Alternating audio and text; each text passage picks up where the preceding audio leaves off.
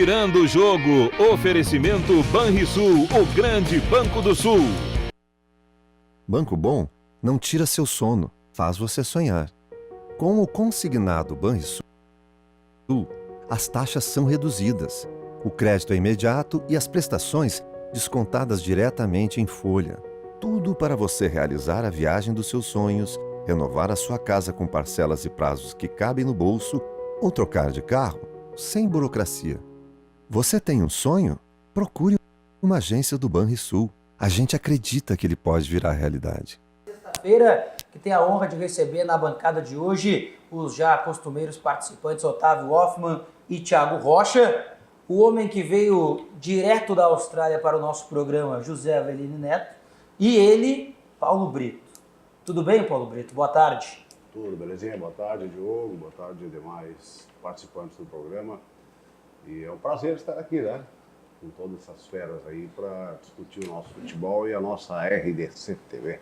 Sabe que não é te chamar de velho, até porque eu não jamais faria isso com um convidado. Mas eu vim pra cá e liguei pra minha mãe. Disse pra minha mãe assim, olha mãe, eu cresci a minha vida inteira assistindo o Paulo Brito e hoje eu vou apresentar um programa com a presença do Paulo Brito. Pra mim me orgulha muito. Muito obrigado por estar com a gente hoje aqui, Paulo. Obrigado, Diogo. Significa que eu tô velhinho, né? Não, nem Ainda tanto. bem que hoje veio o Avelino, que é um pouquinho mais velho que eu. Pô, Avelino... Não espalha. O Avelino tá me contando antes aqui, né, pessoal, que mais uma vez a gente está recebendo com muita honra no nosso programa o Avelini e também mais uma edição da revista Gol. 36 anos, né, estarão se completando amanhã já, né, desse que eu posso dizer que dá para dizer que é o maior empreendimento jornalístico independente do nosso estado, quiçá do Brasil? Olha, primeiramente, boa tarde, obrigado pelo convite. A honra é nossa, Avelino. Para que eu estivesse presente aqui. Eu quero dizer que eu me sinto orgulhoso de manter uma publicação no mercado editorial desse estado. E só mantenho justamente graças à grande imprensa que propaga, divulga, comenta. E todos os colegas, indistintamente, todos comentam, falam da revista, apresentam a revista. E isso aí faz com que a gente tenha força, energia para manter a publicação no mercado. E eu me sinto orgulhoso realmente de ter essa revista com todas as diversidades que existem no mercado editorial, mas é uma satisfação de ter essa força e manter essa publicação, porque realmente é muito difícil, Acredito. Mas eu não sei qual é a palavra que eu poderia usar para qualificar, vamos dizer, para entender que força é essa que eu tenho extra para manter uma revista, porque todas as publicações que surgiram ao longo dos anos, todas elas sumiram, desapareceram, sucumbiram. E eu ainda continuo ainda mantendo essa revista. Não sei até quando, talvez quando morrer. Tu lembra da primeira edição? Mano? Foi uma edição dedicada ao ex-jogador do Internacional, Valdomiro Vaz Franco, ponteiro direito do Internacional nos anos 70. E foi uma edição em que todos os jornalistas, quase todos os jornalistas, radialistas desse estado escreveram e deram seu depoimento sobre a história do Valdomiro. Foi um jogador que foi tricampeão brasileiro, octacampeão gaúcho, vários títulos, passou pela seleção brasileira.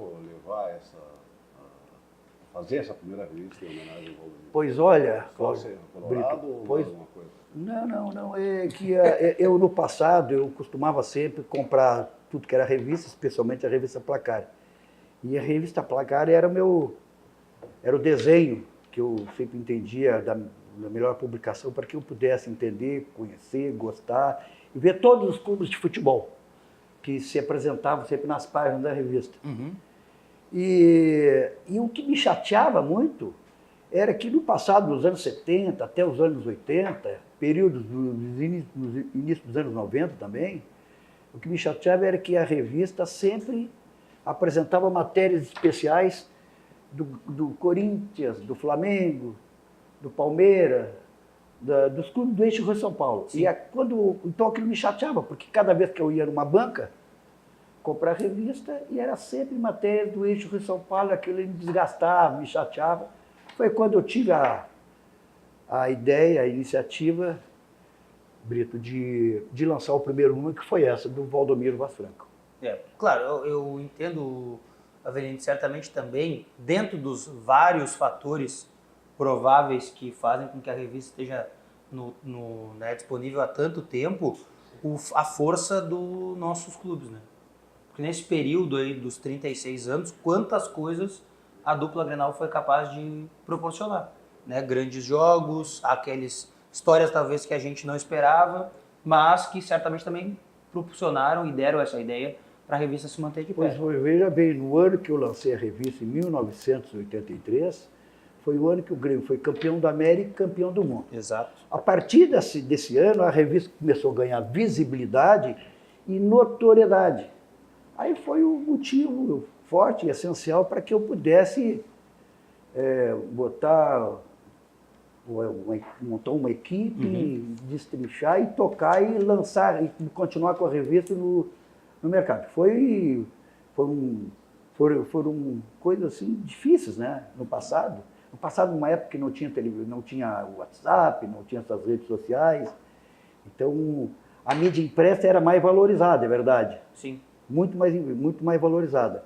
Mas, de qualquer forma, esse processo todo foi que me encantou de manter. A revista, ao longo dos anos, também participou de grandes eventos esportivos, aí, como o Grêmio, em 83, no Mundial do Japão, depois o título do Internacional no Mundial de 2006. Sim. Né?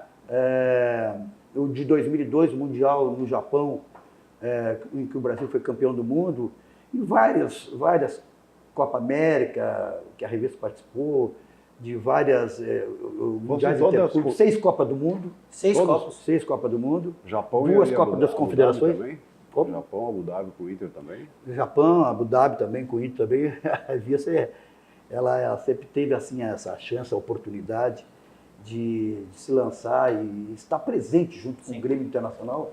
Né? Porque não adianta nós termos uma revista aqui no estado se nós não acompanharmos periodicamente, sistematicamente, né, junto com os clubes nossos aqui do Rio Grande do Sul, né? Claro. Bom, e certamente aí, né, que perdure por muito mais tempo a revista é os votos que a gente faz aqui no Virando o Jogo da RDC TV. E é justamente por causa destes times que estamos aqui mais uma vez. Depois o Avelino vai contar pra gente um pouco também da história dele lá na Austrália. Foi ver teu filho, Avelino, é isso? Eu fui a segunda vez que eu vou à Austrália. Eu tenho um filho que mora lá há 13 anos e nasceu a minha neta. Aí 10 anos depois, eu vou ter que ir. Tem que ir. Aí eu tive a oportunidade de visitá-lo e conhecer minha neta. Mas acho que não volto mais, porque é muito tempo ficar sentado com a bunda no avião. É muito tempo, quase 30 horas, considerando aí escala. E não é que nem trem, que na Rússia tu ia deitado. Na Rússia eu ia de trem, lá deitado, dormindo, no WhatsApp. Tranquilo. Mas a Austrália é atravessar o planeta, né? E é muito longe e não dá, não tem as mínimas condições, eu não vou mais, já disse para ele. Mas tenho certeza que foi um momento muito mágico, né? Ter podido estar lá com o teu filho. Legal isso aí, porque tu te depara com uma diferença assim antagônica, né? Muito forte, gigante. Sim. Porque tu sai do Brasil e vai para a Austrália, é a diferença da água para o vinho, do sol para a lua. Tudo é diferença, na arte, na cultura, na educação, Sim. Instituição pública, no comércio. Tudo funciona, a disciplina. Outro mundo. É um mundo à parte, diferente. Lá tem milhares de jovens que vão para lá e não querem voltar mais. Meu filho é um deles que não quer voltar mais, de hipótese alguma. Acredito. Bom, mas vamos voltar para a nossa realidade aqui, onde amanhã o Internacional joga contra o Palmeiras e o repórter Guilherme Paz está trazendo para a gente informações desse jogo, claro, para a gente começar a projetar essa terceira rodada do Campeonato Brasileiro. Guilherme. O Campeonato Brasileiro, um jogo decisivo atrás do outro. Para o Internacional, o Flamengo já ficou para trás. Agora, eu te confesso o seguinte, que a cabeça que eu tenho é para pensar no Palmeiras já. Eu saio de um jogo que eu não consigo nem comemorar direito, porque eu já tenho que pensar na próxima partida, ver quais são as situações, quais são os jogadores. O foco todo agora é no Palmeiras, amanhã à noite em São Paulo. Para O confronto que antecede o jogo contra o River na Libertadores da América só vai ficar de fora quem realmente não tiver condições. Falei, pontuais, específicas, mas quem puder jogar, quem puder repetir o jogo com qualidade física, mental, tudo vai repetir o jogo. O treinador, se precisar, tem grandes opções no banco. E uma delas é Martín Sarrafiore, o jovem que decidiu o jogo contra o Flamengo. Y la verdad que estoy acá para aprender y para cuando el técnico me disponga estar preparado. E como no Brasil o calendário do futebol gira muito rápido, o Internacional já tem cabeça também na Copa do Brasil. Ontem conheceu o seu adversário nas oitavas de final, e é o Paysandu. Os jogos serão realizados nas últimas semanas de maio. E até lá, tem muita bola para rolar. E amanhã tem esse jogo importante contra o Palmeiras. Já tinha gente perguntando aqui onde é que o jogo vai passar, é só na TNT amanhã, né? Então amanhã canal fechado também, a TNT transmite a partida. Lembrando que Palmeiras e Internacional tem, né, o pacote de canal fechado vendido para a Turner, por isso o jogo não passa, né, na outra detentora de direitos, passa na TNT. É um jogo em que o Inter pode mandar a campo mais uma vez uma equipe titular. Eu acho que tem que fazer isso, né? Não pode abrir mão de mandar a campo o time titular, né? Não sei o que vocês pensam. Deve, né? Porque o Palmeiras vai tentar recuperar os pontos perdidos na última rodada no empate com o CSA. E o Internacional talvez tenha uma baixa que é o Rodrigo Dourado, né? Pelo que eu vi, não treinou hoje e vem sentindo dores no joelho, vem se arrastando há algum tempo. Acredito eu que ele deveria ir para o jogo pela importância que tem um jogador como o Rodrigo Dourado no time e ser poupado do jogo contra o River Plate. Já que ele já vem tomando algumas injeções e coisa, toma mais uma, joga contra o Palmeiras, que é um jogo importante, poupa contra o River, que é um jogo já decidido, jogado praticamente, e aí tenta se recuperar 100% dessa lesão. É porque o substituto é bem abaixo, né? O Lindoso é muito abaixo. Ah, sim, sim. O Rodrigo Dourado é um jogador fundamental nesse time do Internacional, né? Talvez no elenco do Inter é o atleta que não tenha substituto pela sua característica. O Paulo Guerreiro, por exemplo, tem o Pedro Lucas, que é um jogador com uma qualidade técnica bem abaixo, mas tem a mesma característica. Das posições, o Rodrigo Dourado é o único que não tem ninguém no elenco que faça o que ele faz na equipe do Internacional. E a sua ausência, seja por lesão, seja até mesmo por suspensão, seria uma coisa muito ruim para o Internacional. Mas o jogo contra o Palmeiras é um jogo importante, mas entra, pelo menos no meu cálculo, naquela partida que até dá para aceitar um resultado negativo. Porque na troca de pontos contra Palmeiras, Grêmio, Cruzeiro, Flamengo, São Paulo, vai ocorrer a troca, inevitável. O Grêmio, por exemplo, perdeu para o Santos aqui na Arena e a gente não descarta o Grêmio na briga pelo título do Campeonato Nacional. Mas é inevitável já pensar nesse jogo contra o Palmeiras e também não projetar a partida contra o River Plate, onde o Internacional aposta muito nessa Taça Libertadores da América. Né? Eu endosso as palavras do Thiago em relação ao Rodrigo Dourado, porque todas as vezes que o Rodrigo Dourado não participa dos jogos, como titular do Internacional, tem dados numéricos aí que o Internacional perde os jogos. Exato. Isso aí é um handicap muito forte, muito preocupante. Eu acho que no Internacional não tem um jogador à altura com a capacidade suficiente de substituir o Rodrigo Dourado. Não tem. É um jogador de muita pegada, né?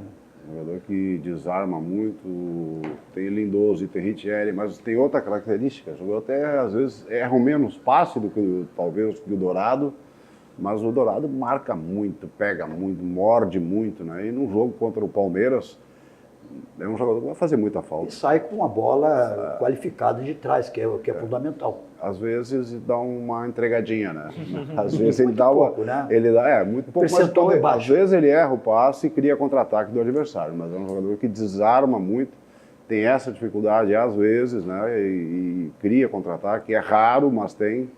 Mas amanhã contra o Palmeiras é um jogo que ele não podia fazer, não podia faltar. Palmeiras joga com os titulares? Titulares, preservou contra o CSA.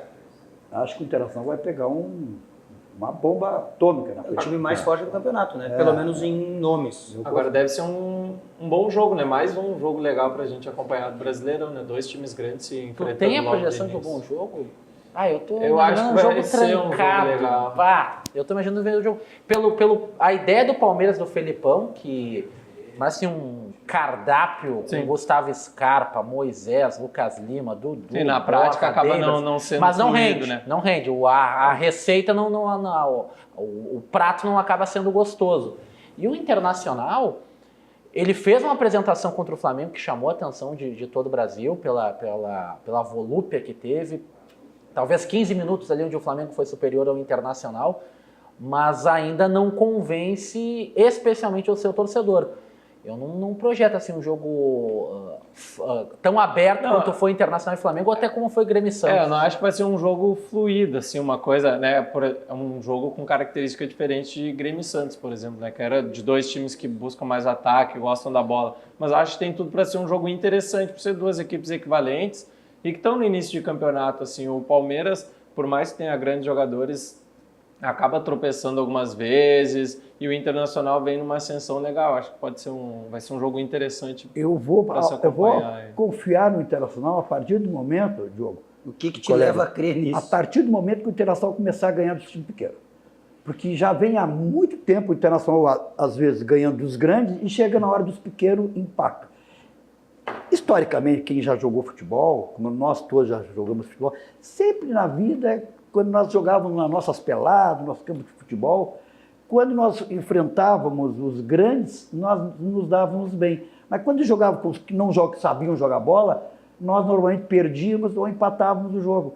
Então, normalmente, o Internacional é mais ou menos parecido com essa filosofia. Ganha dos grandes, pode ganhar ou perder, mas tem possibilidade de ganhar bem dos grandes, mas chega na hora de enfrentar os pequenos, os tipo, lá sei eu, América de Minas Gerais, Chapecoense, o Paysandu. Eu ia dizer, diante desse ponto de vista, preocupa o confronto com o Paysandu, sabe? Pô, claro que preocupa. Digo mais, os pequenos, quando eles vêm nos grandes estádios, eles se engrandecem. Não tá preocupado com o Paysandu. Não, Avelino. Claro que eu tô preocupado. Não, Avelino. Claro que eu tô preocupado. Não. Aqui, ó, tu te lembra do Boa ano passado? Não, mas ano passado é ano passado. Não. Esse ano o Inter, líder do seu grupo na Taça Libertadores, com campeão da Libertadores. Tomara que eu me engane. Tomara que eu me engane. Mas o histórico mostra que sempre os pequenos se dá mal. Se o Inter tem um detalhe. sentir contra o Paysandu, dá entrega tudo, né? Não, Avelino, mas é um dado histórico, meu amigo, Thiago. É um dado histórico. Nesse quesito que o Avelino falou... Tem se fores contabilizar os clubes com o Internacional de uns 10 anos para cá, ou mais um pouco, o Internacional tem história com o Bragantino, com a Portuguesa de São Paulo, com o Guarani de Campinas. Mas eu já não posso entrar no jogo. Eu não posso entrar no jogo imaginando o pior. Não, eu vou entrar contra o Paysandu. Não, mas esse Paysandu a gente sente contra time pequeno. Eu levo medo. Não dá pra pensar assim. Eu levo medo. Não dá pra pensar assim. Tem que pensar como um time grande. E o Internacional tem investimento de time grande, tem uma alta folha salarial. Folha salarial, por exemplo, maior que a do Grêmio, que a questão de 1 ano e pouquinho foi campeão da Taça Libertadores da América. Então tem que pensar como um time grande, tem que passar pelo Paysandu, passar o carro, vencer e classificar para a próxima fase da Copa do Brasil e buscar um título, porque é o que o torcedor do Internacional almeja, o que o torcedor do Internacional está sedento. O torcedor do Inter não aguenta mais aquele discurso, não, porque a gente veio da Série B, a gente está no processo de reconstrução, o Inter precisou de 2 anos para aprender a jogar futebol. Acabou, a exigência é grande agora. O presidente Marcelo Medeiros está no seu 2º ano de gestão. O discurso de reconstrução por parte do Internacional terminou, já cai por terra. O projeto já está consolidado, o treinador já está 1 ano e meio com o seu trabalho.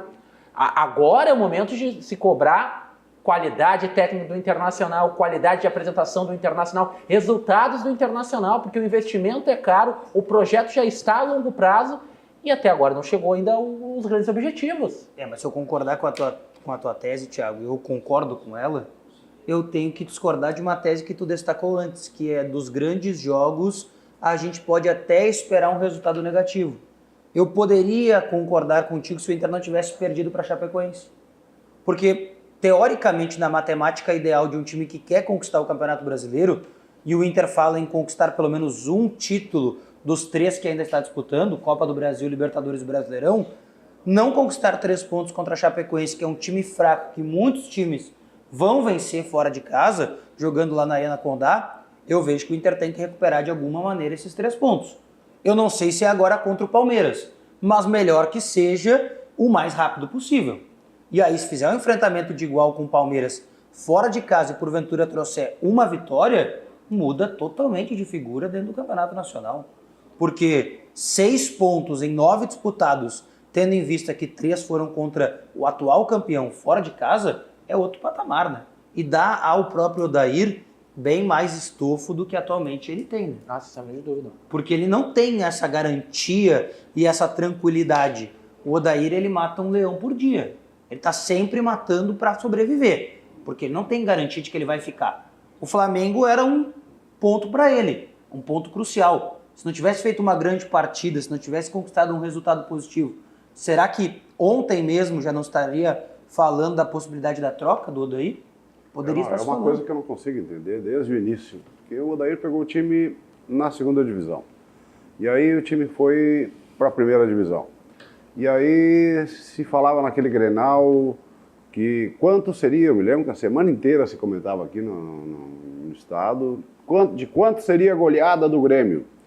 E aí o Odair arrumou um time para jogar na arena, com o Luca pelo lado esquerdo, com o Rossi pela direita, não jogar nada. Mas pelo menos ele deu um susto, pelo menos ele mudou e fez uma surpresa. E aí o Internacional chega em 3º e brigando pelo título. Vai para a Libertadores da América, todo mundo achava que não classificaria na fase de grupos. O Inter é líder já e classificado e líder por antecedência. Então, não dá para entender esse leão por dia que o Odair tem que matar, e tem que matar realmente, porque ele lá em Chapecó era impressionante. A torcida toda, 90%, botando quando que vão tirar esse maionese, quando que vai cair esse Odair, mas é muito ruim. E aí o Odair ganha do Flamengo, aí respira um pouco. Agora joga com o Palmeiras, se trocar um jogador errado, já vem pau de novo. Então eu não consigo entender, sinceramente eu não consigo entender. A torcida do Internacional não considera o que ele fez até agora. E é um técnico formado aqui no Internacional, jogou no Internacional, treinou juvenil, treinou juniores, era auxiliar do profissional. Então não adianta mais trazer um cara que ganha 10 vezes mais, sabe, com um nome, mas que eu não consigo entender. Brito, a prova disso é o Roger, é o Renato. Brito, o Odair, olha, eu tenho certeza que não tem nenhuma pessoa mais do que eu, qualquer torcedor do Internacional, da própria imprensa, dos colegas, que torça mais para o Odair. Eu sou um cara que torço muito para ele. Montou o fã-clube dele. Mas eu sou sincero, franco e objetivo de dizer o seguinte: o Odair eu não vejo nunca um desenho tático diferente. É o padrão tradicional de quase todos os outros treinadores, primeiro. Segundo, o Odair não é audacioso, não é um sujeito audacioso, não tem ousadia, ele tem time não tem estrela mais do que ele é. E muito menos não tem grife. Poxa, eu até escrevi nas redes sociais. Mas se tivesse grife, não precisava ser audacioso? Não, tu sendo audacioso e tendo. Tu vai ter grife no momento que tu ganhar um título. Mas aí ele tem. Isso aí ele não tem. Olha, 2 anos.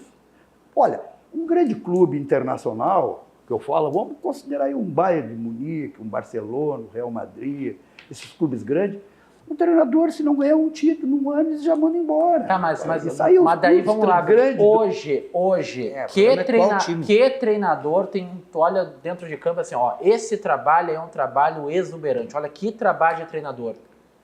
Eu gosto muito. O próprio Renato, que vinha sendo cotado para a seleção brasileira, o Grêmio, as atuações irreconhecíveis do Grêmio estão começando a se tornar padrão. É Libertad, é Católica, agora é Avaí, derrota para o Santos. Não tem um treinador assim que eu olho assim, ó, esse treinador vai fazendo... Eu vejo hoje, não tô pegando o Renato de 2017, não tô pegando o Renato de 2016, tô falando hoje. Hoje, O Odair tá na média nacional. O Mano vinha invicto dentro da Taça Libertadores da América. Perdeu pro Flamengo de 3-1, Flamengo que o Internacional veio no estádio de Beira-Rio e venceu com autoridade. Sofreu pra ganhar do Ceará. Fábio foi melhor em campo, pegou pênalti, defendeu no segundo tempo, nos minutos finais. Olha, eu classifico e acho semelhante o Odair ao Lisca, ao Argel, a alguns treinadores, o próprio Roger. Porque quando passa 2, 3 anos, os caras não ganham nada, tia. Não adianta Mas ter é que insistido. Eu não tenho essa visão. eu vou assim, ó, Fica uma Gabriel, perda de até- tempo, um desgaste, toda a empresa cobrindo todo. Ele tem 17 meses de trabalho, o Odair. Na minha visão, ele perdeu 2 títulos. 2 só. Os 2 campeonatos gaúchos. Porque é onde o Inter pode jogar de igual contra os adversários em superioridade. Não jogou a Copa do Brasil ano passado? Tudo bem. Perdeu tudo bem. 2 campeonatos Só que gaúchos, aí- 2 Copas do Brasil. Só que o que fizeram com o Odair no ano passado na Copa do Brasil? Entregaram para ele o Inter na primeira fase da Copa do Brasil. Porque não tiveram a capacidade de ganhar o título da Série B. Lá o seu Guto Ferreira não teve a capacidade. O Guto está classificado entre eles também, o outro. Não teve a capacidade de ganhar. Aí ele disputou um Campeonato Brasileiro contra o maior time do Campeonato Brasileiro em finanças, que é o Palmeiras. Até as últimas 4 rodadas ele conseguiu disputar o título. Esse ano, como o Brito destacou antes, quando ninguém acreditava na Libertadores da América, no grupo que tem o atual campeão, ele classificou com 4 rodadas e o River penando para classificar. Eu acho que ele merece um pouco mais de respaldo para continuar e até para tentar um outro título. Agora, se esse 2019 terminar sem nada, aí eu acho que dá até para pensar em repensar. Mas Isso também que ainda é muito difícil. Eu acho que depende muito da forma como o ano vai acontecer. Depende se o Inter vai evoluir em relação a ele mesmo desse início de ano até o final. É isso. Depende. Se cair na Copa do Brasil não vai acontecer para um Paysandu, é uma coisa. Se cair na Copa do Brasil para um Cruzeiro, para um Palmeiras, é outra situação, dependendo de como é. Cai na semifinal, cai na final. Se fizer Como enfrentamento é que de acontece igual, isso? eu acho que Ano não tem passado problema. caiu para o Vitória na Copa do Brasil. É criticável, sem dúvida, mesmo sendo nas primeiras fases.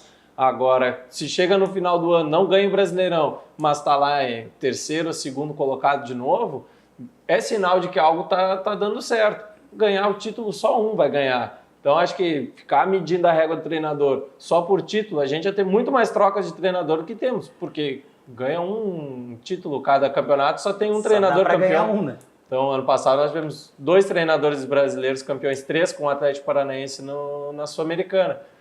E aí o resto todo teria que mudar? Não tem como. Mas é o que eu acontece. considero os campeonatos estaduais que para mim não... diferente. não são relevantes. O conceito dos clubes brasileiros em relação aos treinadores, por ter sempre pressão de torcida, é sempre ir levando, tal, passa 1 ano, 2 anos, e aí vai e não consegue. É um conceito diferente dos clubes europeus. Os clubes europeus são pragmáticos, são objetivos. Passou 1 ano, não ganhou nada, dança. Não é bem assim. Não é bem assim. Não é bem assim. assim. Não é bem assim. É mais Eu ou menos assim. Discordo. Tu pode ver, principalmente quando os clubes grandes... Vai o Barcelona perder para um time lá é o pequeno contrário. de segunda categoria. Discordo, lá é o contrário. Não se observa títulos, se observa a campanha, se observa trabalho, se Não, mas e observa e o rendimento. resultado final? Não, mas vazio? é que resultado final, eu vejo que assim, ó, Internacional, necessariamente eu não enxergo a obrigação de conquistar título. Eu enxergo a obrigação de estar lutando pelos títulos. Eu enxergo a obrigação do Internacional como fez ano passado, tá na ponta de cima da tabela do Campeonato Brasileiro, lutando ponto a ponto com o Palmeiras. Hoje quem Isso tem pra mim é obrigação é o obrigação. Palmeiras. Palmeiras é o único time do Campeonato do Brasil que tem obrigação. O Flamengo também. É, Pelo poder de Flamengo, investimento. Exato, não, Pelo poder de concordo. investimento. Não, e eu considero o fora Grêmio isso- também. Mas aí pelo Eu resultado de considero o Grêmio. campo, né? Não pelo resto. Pelo que o Grêmio construiu. Pelo Grêmio, porque ano passado, se a gente quiser levar em consideração, o que o Grêmio ganhou fora o Campeonato Gaúcho ano passado? Vai me dizer agora que a Recopa Sul-Americana é um grande título. Contra o Independiente, 2 jogos em que o Grêmio sofreu para ganhar. Daí então o Renato se mantém pelo título gaúcho do ano passado. E o Grêmio se mantém Não, dentro né? dessa proposta, está sempre lutando pelos títulos. Exato. O Grêmio está sempre lutando. Se o Internacional também tem obrigação de estar sempre lutando pelos títulos, tem que estar chegando em todas. Não pode achar que passar de fase na Libertadores é um grande marco para esse ano e aí ano que vem tem que chegar mais longe. Não, esse ano tem que tentar ser campeão da Libertadores, tem que tentar ser campeão da Copa do Brasil e do Brasileirão também. Bom, um recado que eu quero deixar para você é o recado do Sesc. A partir de hoje, até o dia 25 de maio, em Porto Alegre, volta a receber um dos maiores festivais de artes cênicas do Rio Grande do Sul. O Festival Palco Giratório do Sesc. Nesta edição, serão 49 espetáculos diferentes e 84 sessões artísticas durante 23 dias. Isso mesmo, é de hoje até o dia 25 deste mês de maio. Teatro, dança, circo, artes cênicas, artes visuais e diversas ações formativas, como oficinas, seminários e diversas ações que você também pode acompanhar. O festival traz à capital dos gaúchos 48 grupos entre coletivos e artistas locais e oriundos de 14 estados do Brasil. Para você acompanhar a programação completa, acesse o site do Sesc, sesc-rs.com.br. Se você quiser ir direto para a sessão, sesc-rs.com.br/palco giratório. Vamos ao recado do Zafari e na sequência a gente volta para falar do Grêmio, que também precisa se recuperar no Brasileirão.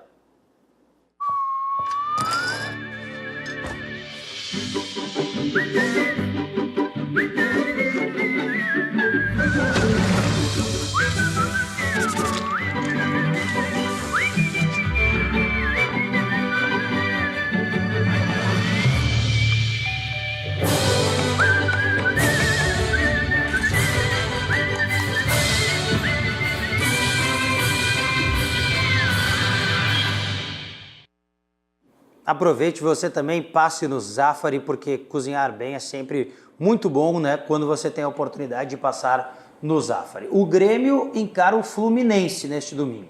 Um jogo difícil, porque o Grêmio começou o Campeonato Brasileiro com a pior campanha dos últimos anos. E o repórter Pedro Oliveira traz detalhes do tricolor pra gente. Pedro. Jogando contra o Santos no último domingo, Renato Portaluppi resolveu usar os titulares na arena. O resultado não foi o esperado, uma derrota para o time paulista. A estratégia contra o Avaí no meio da semana foi diferente, time misto, mas mais uma vez um resultado nada agradável. Agora, o tricolor se vê numa posição desconfortável. São 5 pontos de diferença dos líderes, São Paulo, Atlético Mineiro e Santos. Mesmo assim, o time não deve ter força máxima contra o Fluminense no domingo, porque a partida mais importante para o Grêmio é na quarta-feira, contra a Universidade Católica, jogo que vale a classificação para a próxima fase da Libertadores. Com isso, o time que enfrenta o Fluminense deve ter Paulo Vitor no gol, Léo Gomes na direita, Paulo Miranda e Michel os zagueiros e Juninho Capixaba na esquerda. Tassiano e Matheus Henrique os volantes, Montoya, Luan e Diego Tardelli no meio de campo, junto com Felipe Viseu no ataque. A verdade é que agora, mesmo com um time misto, o tricolor não pode tropeçar mais uma vez no Brasileirão se não quiser abrir 8 pontos de diferença para os líderes do campeonato.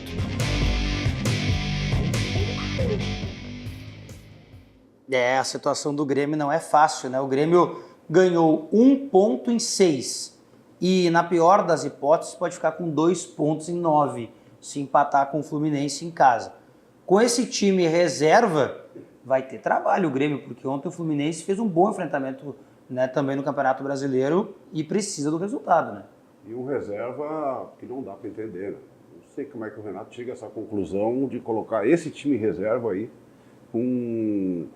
Eu não sei o que aconteceu com o Marinho, não sei se está machucado o Marinho, não sei se... Não, está à disposição.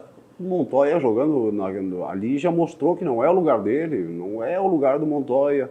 Não é a primeira vez lá, não foi a primeira vez contra o Avaí. O Viseu prova que mesmo não fazendo gols, o André é o centroavante ainda do Grêmio, porque o Viseu não consegue acertar, um jogador que está mais perto do gol, mas o André é um cara que quando faz gol não vale, acaba sendo mais titular do que qualquer outro no Grêmio. E o Luan jogou muito mal também. Eu acho que o Renato está vacilando ao escalar o time reserva, até o time titular. Eu discutiria o Alisson ali, porque tem jogador como, por exemplo, o PP, por que não vai jogar amanhã, ou domingo, que é o substituto do Everton?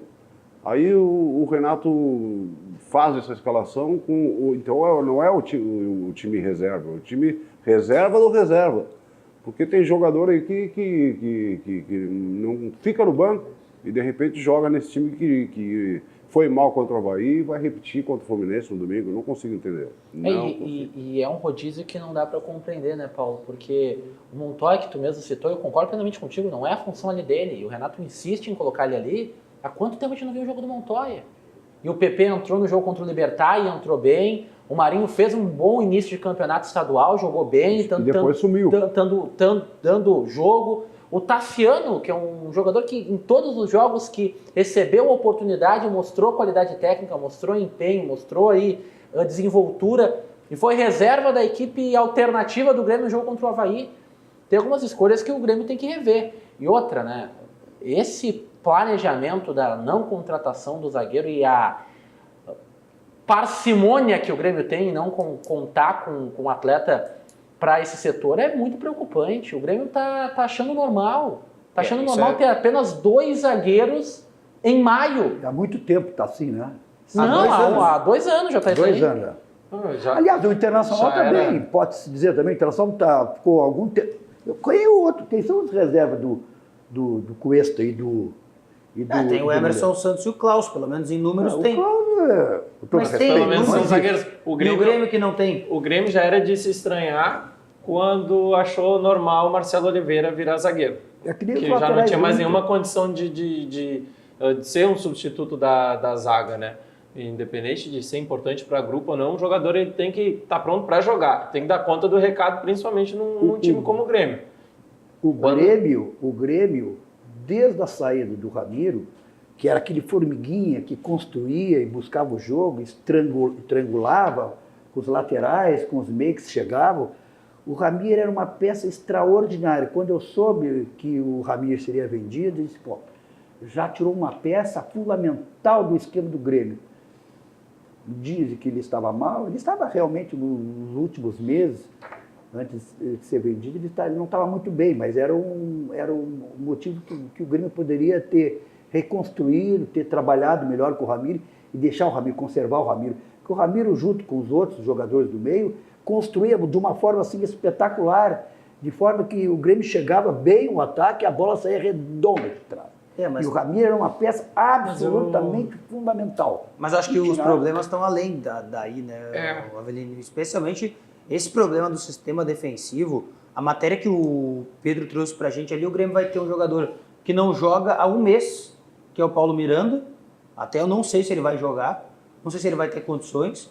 E o outro é um jogador improvisado na zaga, que já fez gol contra o Avaí esse ano, já fez gol contra o São Paulo no ano passado. É um jogador que não é zagueiro. O Michel foi campeão da Libertadores ao lado do Arthur, jogando lado a lado. O Grêmio não tem um jogador na base, será? É isso que eu não entendo. Né, tem o Rodrigues que não joga. Eu não entendo, é o mistério da Santíssima Trindade, o Rodrigues. Porque eu não sei o que ele faz. Na verdade, os jogadores da base do Grêmio é o mistério da Santíssima Trindade, né? Porque só jogam aqueles que o Renato gosta. Eu vi hoje de manhã que tem um jogador que já está interessado ao Barcelona também, um guri... Pedro Lucas, da base do Grêmio. Vale uma 17, fortuna. 17.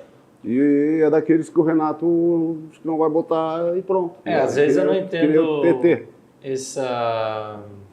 Os critérios do Renato, né, para colocar justamente isso, os que ele gosta, que ele não gosta, porque a gente vê tanto jogador que tem potencial e é deixado de lado e outros acabam jogando no gauchão. A gente viu vários exemplos. Teve o TT que foi embora, o PP, que é um jogador que parecia estar sendo moldado para o lugar do Everton, agora chega uma parte do ano em que o Everton provavelmente nem volte da Copa América.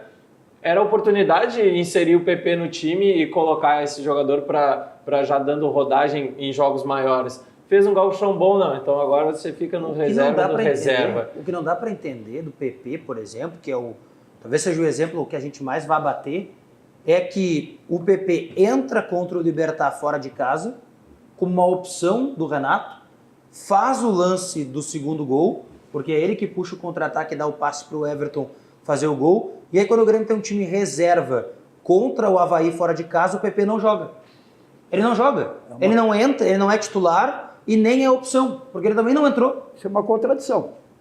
É que aí é aquela coisa, o Renato tem que começar a fazer algumas coisas que ele não fez nos últimos 3 anos porque não precisou dar explicação. Mas agora ele vai começar a dar explicação. Eu vi uma entrevista do Duda Kref que a partir de agora ele vai ter que se apresentar mais porque para dar o Grêmio precisa de resultados. Mas ele precisa dar explicação, Renato? Quem é que vai mandar o Renato dar explicação? Quem é que tem estofo para dizer pro Renato, Renato, explica aí por que o Rodrigues não joga. Explica aí por que o TT foi liberado. Explica aí por que o PP joga contra o Libertad e não pode entrar contra o Avaí. Explica aí por que foi o Barcelona que descobriu esse Pedro Lucas e não foi tu. Tem coisas que não dá para entender. O Renato tem que começar a dar algumas explicações. Não é porque ele é o grande ídolo que tem uma estátua em Porto Alegre que ele não pode dar explicações. Enquanto ele for treinador do Grêmio, explicações ele vai ter que dar. Ele levou 3 meses para identificar que o Matheus Henrique era titular do time do Grêmio. O Grêmio quase perdeu a classificação na Libertadores porque ele não conseguia ver. O Grêmio perdeu para a Universidade Católica fora de casa, o Matheus Henrique não entrou. O Grêmio perdeu para o Libertad em casa, o Matheus Henrique não entrou. O Matheus Henrique estava jogando tudo o que podia e o que não podia e não era titular. 3 meses está sendo bondoso, né, Diogo? Porque quando a corda apertou dentro do Campeonato Brasileiro, onde o Grêmio ainda disputava a Taça Libertadores da América, mas estava ali batendo nas 2 competições. Isso no ano passado. No ano passado, quem aí colocou o Grêmio dentro da competição novamente com o seu futebol foi o Matheus Henrique. Então 3 meses tu tá reduzindo ainda uns 6 meses do Matheus Henrique do ano passado ainda, Sim. que já mostrava a qualidade técnica para estar na equipe do Grêmio. Perfeito. Isso especialmente depois que o Arthur saiu, né? Sim. O Grêmio foi um time nos últimos anos forjado numa intensidade do time que todo mundo via que não existia. Nesses jogos da Libertadores, que foram jogos mais difíceis, ficou evidente. Quando o Matheus Henrique entrava, todo mundo via uma mudança nessa intensidade do time com a bola e até sem ela, e mesmo assim o jogador não entrava como titular. O Ramiro, que o Avelini comentou, talvez uma das grandes qualidades dele era essa: ele é um jogador muito intenso, um jogador que dava velocidade, que dava intensidade para o time. O time do Grêmio precisa disso. O Michael não tem intensidade. O Luan é um jogador sem intensidade e o Jean-Pierre também não é um jogador que tem essa característica. Então você tem o Everton, que é um jogador muito intenso. O Leonardo Gomes acabou se tornando titular também por isso, porque tem uma intensidade, uma força que o Leonardo Moura não tem mais. E o Grêmio precisa disso. O Matheus Henrique era para ser titular desde o ano passado. Quando o Arthur saiu, já tinha que ir inserindo no time. O Matheus Henrique tem característica muito parecida com o Ramiro. Porque o Ramiro tinha uma... Eu é apaixonado pelo Ramiro. O Ramiro tinha uma... Deu para ver. O Ramiro tinha uma característica fundamental, porque ele era um jogador que ele buscava o jogo, ele procurava o jogo. E achava? Procurava, achava e se colocava bem. E outra, eu gosto muito de jogador que joga sem a bola, cara. Sem a bola. E o Ramiro jogava muito bem, procurava espaço, se colocava, fazia triangulação, jogava com os laterais, fazia o corte para os 2 lados e era um jogador diferenciado. Eu havia dito, realmente eu fiquei muito preocupado com a saída do Ramiro. E o Matheus, como é o nome? Matheus Henrique. O Matheus Henrique. Matheus Henrique tem uma característica um pouco parecida com a do Ramiro. Eu acho que se o Renato ali aproximar alguns aspectos assim que ele possa assim representar um pouco o Ramiro, eu acho que o Matheus pode se dar bem e o Grêmio pode levar vantagem. Só para não perder a sacanagem, sem a bola eu sou craque, mas se der a bola, ela atrapalha tudo. O Ramiro no final do ano passado estava assim também, com a bola. Se não me der uma bola... Mas isso é para quem sabe jogar, né? Isso é para quem sabe jogar sem a bola. Sem a bola, se me der uma bola, estraga tudo. Não, mas honestamente, né, Avelino, eu te entendo, mas o Ramiro não pode ser o principal fator de problema que o Grêmio tem. Era uma peça, mas que deu para sustentar muito bem. Até porque o Grêmio era um time que a característica era uma saída de bola qualificada. Claro. Um processo que o Ramiro participava mais à frente. O Grêmio tem mostrado dificuldades no setor de meio de campo. E tem outra coisa, né? Se a gente fala e pensa, e com todos os méritos, não pense que é corneta, mas com todos os méritos, que o Renato possa ser treinador da seleção brasileira, ele não pode perder a mão do time por causa da saída do Ramiro. Exato. Se a gente está imaginando o Renato na seleção brasileira, não pode ser a saída do Ramiro que atrapalhe todo um Mas planejamento. ele não foi culpado claro que da não. venda do Ramiro, né? Isso foi uma Tá, estratégia mas mesmo política. assim, Avelino, se isso é o Ramiro, Por mesmo o Renato assim, tem que encontrar não. uma solução. Eu tenho Se ele é certeza que pretendido para a seleção brasileira. Mas eu tenho certeza que Ramiro se dependesse do Renato, o Ramiro não sairia. Não, porque é um jogador que é do agrado dele. Na última passagem que ele veio no Grêmio, o Ramiro se tornou mas era um jogador titular. Prejudicou o Grêmio. um jogador muito substituível. Não estou retirando que tenha prejudicado o Grêmio. Eu entendo que havia ali uma formatação. A minha discordância da sua posição, Aveline, é que não pode o Grêmio ficar dependendo do Ramiro e o Renato não acertar o time por causa da saída do Ramiro. É muito pouco. É muito pouco para um treinador que, repito, com todos os méritos, se projetou ele indo para a seleção brasileira. É pouco imaginar isso. E a gente tem que lembrar, e aí eu acho que também é uma coisa que o torcedor do Grêmio tem que estar pensando, domingo o jogo é extremamente importante pela campanha que o Grêmio quer fazer no Campeonato Brasileiro. Tem que vencer para pelo menos continuar ali com 4 pontos conquistados em 9, que já é ruim, mas é melhor que nada. Mas quarta-feira o Grêmio tem um jogo extremamente importante, que teoricamente praticamente o Grêmio joga por 2 resultados. São 2 resultados práticos que classificam. O empate e a vitória. Só que, hoje, pelo que a gente tem visto do Grêmio jogar, o que dá garantia de que o Grêmio vai, pelo menos, garantir um empate contra a Católica? O Grêmio já perdeu para esse time fora de casa e jogando absolutamente nada.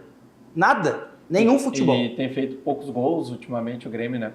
O ideal contra a Católica, um cenário ideal seria abrir o placar, né? Fazer o... Para manter a garantia de que o empate ainda possa resolver. Agora o Grêmio tem feito poucos gols ultimamente contra o Santos. Foi aquele Deus nos acuda para fazer um gol aos 48 do segundo tempo. E aquele resultado não serve. Muitas chances. Exatamente, é um resultado. O Grêmio num jogo contra o Santos deu 2 bobeiras, tomou 2 gols e acabou demorando muito tempo para fazer um. Se der uma bobeira contra a Católica, daqui a pouco a Católica vai lá e faz o... Eu não acho que seja tão... Acho que a situação do Grêmio não seja tão simples assim. Também não é tão complicada, mas o Grêmio tem que abrir os olhos para o restante da temporada. Uma coisa que vai simplificar a sua vida é o Banrisul. Isso eu tenho certeza. O Banrisul Digital, que é um aplicativo simples para tranquilizar a sua vida. É simples, você baixa e só o cliente Banrisul tem a segurança que este aplicativo pode dar. Baixe e comece a usar hoje mesmo. Banrisul Digital. Clique e simplifique. Vamos ao recado do Sesc e na volta a gente fecha o Virando o Jogo desta sexta-feira. Viaje com o Sesc, viaje com tudo! Pacotes turísticos nacionais e internacionais com condições acessíveis para todo mundo poder viajar, até quem não é comerciário. Buenos Aires, Montevidéu, Fortaleza, Gramado e muitos outros destinos. Todos em até 12 vezes sem juros. Curtiu? Tem mais! Confira no Sesc da sua cidade ou no site sesc-rs.com.br.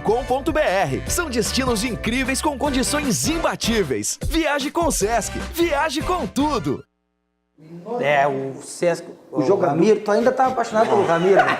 Eu não consegui nem voltar no comercial e tu tá apaixonado pelo Ramiro. Ô, Vini, me explica, Ronaldo, onde é que vem esse teu amor aí pelo Ramiro? Não, não tem amor nenhum, Ramiro. Brincadeira, Paty, brincadeira. Já sei, o Ramiro é da Serra, de Canela, Gramado. Que é bom esse lugar, aliás, é muito bom esse lugar lá da Serra.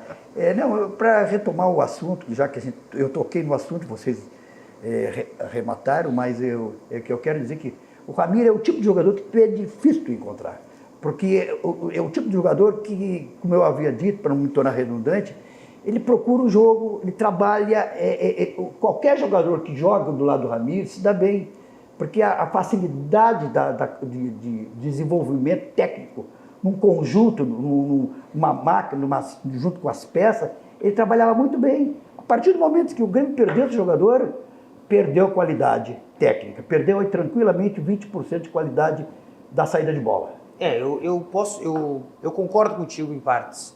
Eu achava o Ramiro um jogador interessante, mas acho que dá para substituir ele por qualidade, por caras melhores. O Alisson, o Tardelli, né? O Montoya não, já se viu que não, mas o próprio PP daqui a pouco, são jogadores de outras características e que podem substituir o Ramiro sem problema nenhum. Mas o PP, tu fala do PP, o PP era jogador de meio ou atacante? Um jogador de lado. Não, eu acho que é mais atacante. Mas joga pelo lado. Do lado esquerdo. Pode jogar não é um jogador direita. De construir jogado na frente da... Mas nem o Ramiro. Não, o Ramiro jogava aberto pela direita. O Ramiro jogava aberto pela direita, eventualmente jogar pela direita. Mas o Ramiro jogava muitas vezes centralizado, Já ali pensou perto aquela da bola, luta grande área. já pensou aquela bola contra o Libertad lá, o contra-ataque pela direita, o Ramiro puxando o contra-ataque, não o PP?